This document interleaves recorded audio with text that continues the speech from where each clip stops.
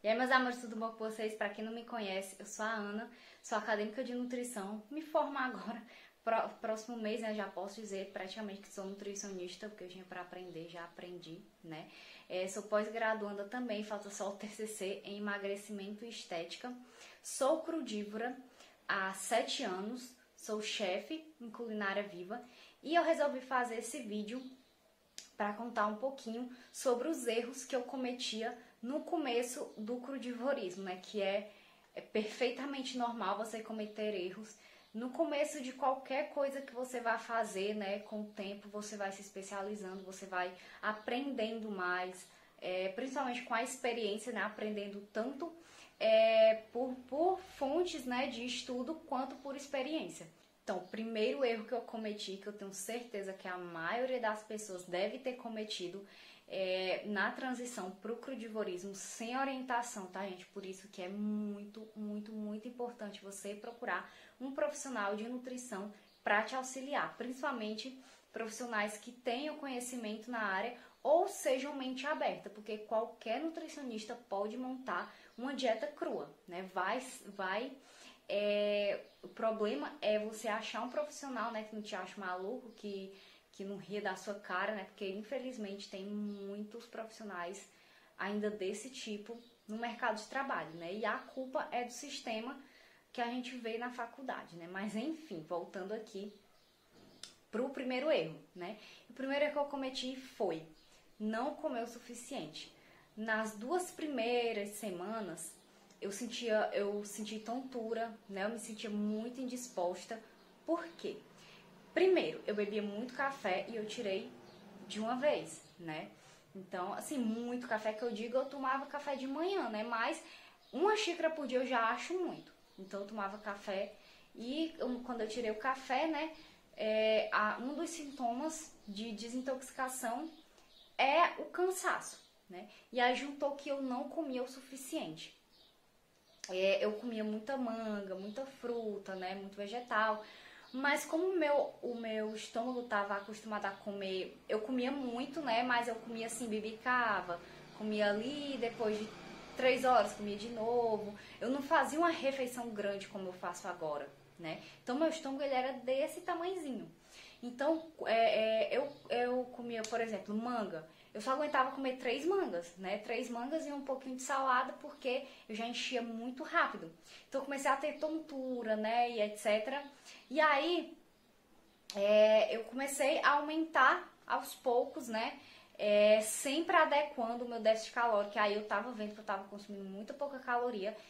E quando eu comecei o crudivorismo, foi logo quando eu comecei a faculdade. Então eu ainda estava aprendendo sobre macronutrientes, micronutrientes, né, VET, que é o valor energético total que você tem que consumir, né? Então eu fui adaptando, né? Eu fui aprendendo, depois fui adaptando a minha dieta e depois de 1 mês eu já estava comendo ali o tanto que era para eu comer, né? E aí eu comecei a incrementar, né, mais outros gêneros alimentícios, digamos assim, outros tipos de alimentos, né, que era as leguminosas, as oleaginosas, né, eu comecei com as oleaginosas. E agora eu vou pro meu segundo erro, que era consumir muita gordura vinda de oleaginosas. Gente, eu comia muito, muito, muito mesmo. E o pior, assim, antes do crudivorismo, acho que eu comia amendoim. Eu não gostava de amendoim, mas depois do crudivorismo, eu comecei a experimentar e assim, eu fiquei viciada, gente, eu fiquei viciada de um jeito que vocês não têm noção. E hoje eu evito, né? Eu praticamente tirei da minha alimentação, né? Se eu consumir raramente, muito, muito, muito raramente, né? Em alguma receita ou sei lá, alguma barrinha crude que eu comprar, né, e vem amendoim ou algum mix, né, sempre em mix de oleaginosas, que às vezes eu compro os pacotinhos, vem amendoim. Então é um evento raríssimo eu consumir amendoim. Mas no começo do crude, eu chegava a comprar 3 pacotes de 500 gramas, aí dá 1,5 kg, e comia todo no final de semana. Eu não comia oleaginosos durante a semana, pra justamente no final de semana eu me esbaldar. E eu me esbaldava mesmo. Vocês não têm noção.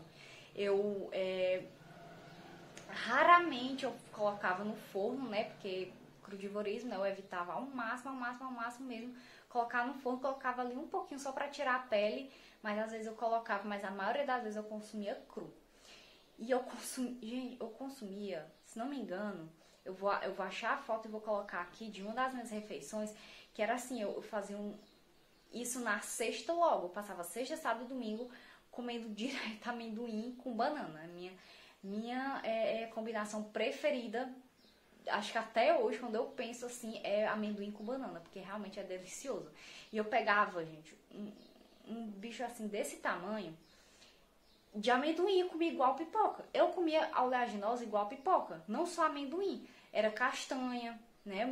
Aqui o pessoal gosta muito de castanha. Então, quando eles compravam, se eles não escondessem, eu comia o pacote inteiro de uma vez. E o pacote é meio quilo. Eu comia meio quilo de uma vez. E assim, não me dava diarreia. Eu juro pra vocês, não me dava diarreia.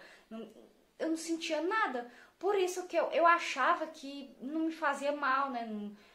Sei lá, sei, gente, eu era assim, ainda leiga, né? Eu não tinha tanto conhecimento como eu tenho hoje, né? São 7 anos de crudivorismo em uma faculdade de nutrição. Então, no começo eu não sabia realmente o que eu estava fazendo.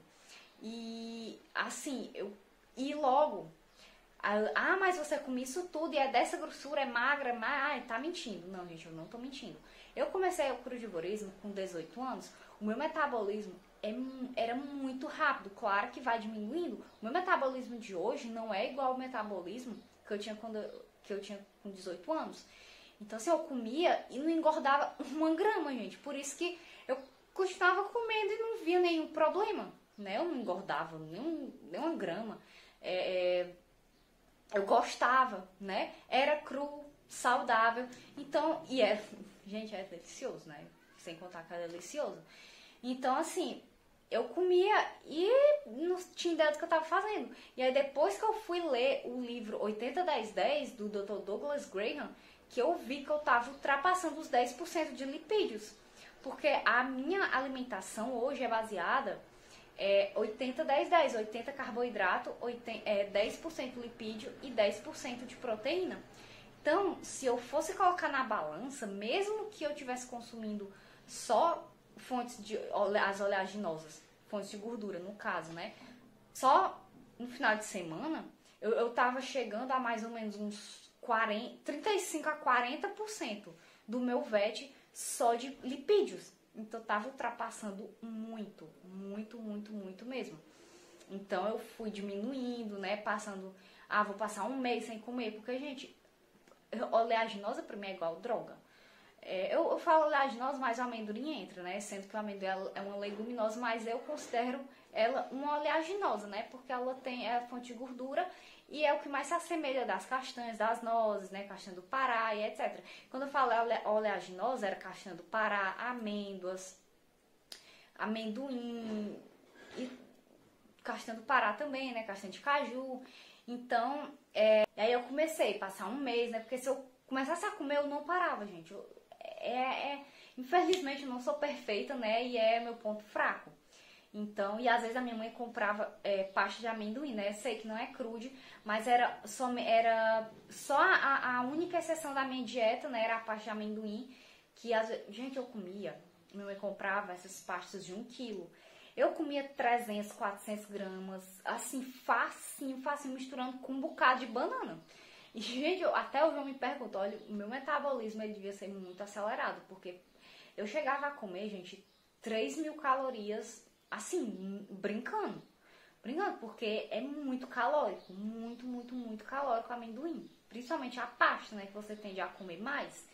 Então, eu fui passando 1 mês, né, sem comer, mas no outro mês eu exagerava um pouquinho, aí eu fui diminuindo, e hoje, se eu comer a oleaginosa, a oleaginosa que eu abro a exceção hoje é a castanha de caju, castanha do Pará, né, amêndoas, é pouquinho, né, e sempre num sorvete ali pra enfeitar ou em alguma receita, porque se eu for comer assim, gente, de vez em quando eu tenho uns deslizes, gente, com a castanha. Porque o meu pai compra, ele não esconde. Eu peço pra ele esconder, ele não esconde. Aí às vezes eu piso na jaca. Mas a comparação a que eu comia antes, gente, uma diferença enorme. Então hoje eu sigo 80-10-10, mesmo que eu exagere, eu consigo seguir a 80-10-10 tranquilamente. Então, por isso que é importante você procurar um profissional, gente, porque as pessoas leigas, a maioria não tem noção de macro, de micro, né? Então, procure um profissional. E o terceiro erro, gente, que eu cometi foi consumir essência de baunilha. E essência de baunilha, gente, eu não sei se a essência de baunilha é a mesma composição para todas as marcas, mas eu comprava da mais barata, tá? Eu comprava no Atacadão, era meio litro, mais ou menos, não chegava a R$10. Então eu colocava muito nos meus iogurtes não, gente, meus sorvetes frugais, né? Principalmente de banana. Eu colocava assim, eu fazia assim, derramava no sorvete, porque eu achava que não tinha problema, né? Só essência de baunilha, e eu não me atentava a ler o rótulo, né? Eu li o rótulo uma vez só, mas assim, eu deixei passar. E no rótulo, gente, diz que contém caramelo 4. Corante caramelo 4. Esse corante, nada mais nada menos, é o mesmo presente na Coca-Cola. Então eu tava consumindo um negócio da mesma coisa que tem na Coca-Cola. Então, assim, quando eu tava pesquisando, né? Eu via que... porque assim, eu via alguns crudes, né, consumindo, e eu não via problema, né, em consumir. Então, eu não me atentei pra isso, né, mesmo lendo o rótulo, né, e etc. Eu achava que não tinha problema, né, eu não via problema. Mas depois que eu fui realmente ver, eu vi aí depois eu fui ler com mais calma, né, corante caramelo 4. E uns dias atrás, eu tinha visto falando, né, sobre a Coca-Cola e citando esse corante. Então me veio um estalo na mente. Meu Deus, será se esse é o mesmo da Coca-Cola? E eu fui pesquisar e realmente era. E tanto é que faz uns 4 anos, 3, 4 anos que eu parei de consumir a essência de baunilha. Se tiver alguma essência, né, deve ser aquela baunilha mesmo, a favazinha de baunilha. Gente, mas aquilo é uma fortuna. Então, assim, eu não vejo muita vantagem em comprar, porque geralmente a baunilha eles colocam para melhorar o sabor, etc. E eu já gosto muito do sabor das minhas preparações dos meus sorvetes, né? Então, eu vejo que hoje é dispensável o uso da essência de baunilha. Então, assim, esses 3 erros eu tava cometendo que as pessoas geralmente cometem, né? Não se atentam aos rótulos, não se atentam à quantidade, né? Não se atentam àquilo que ela tá comendo, né? Então, por isso que eu reforço no vídeo, gente, procurem profissional. Porque gente, eu tinha estudado muito antes de começar o crudivorismo. Entrei junto com a faculdade de nutrição, né? Comecei o crudivorismo no mesmo tempo que eu comecei a faculdade de nutrição, né? Eu achava que sabia de tudo, mesmo assim eu não sabia de nada, quase nada, né? Eu fui aprendendo na prática e alinhando aos meus conhecimentos que eu aprendi na faculdade, né? Pra poder montar a minha dieta. Por isso, procurem profissional pela milionésima vez, tá? Então, se você gostou do vídeo, quer que eu faça mais vídeos como esse sobre os outros erros, né, que eu cometi no crudivorismo, deixa seu like e comenta aqui embaixo, tá? Só serve se comentar, porque aumenta, gente, engajamento aqui.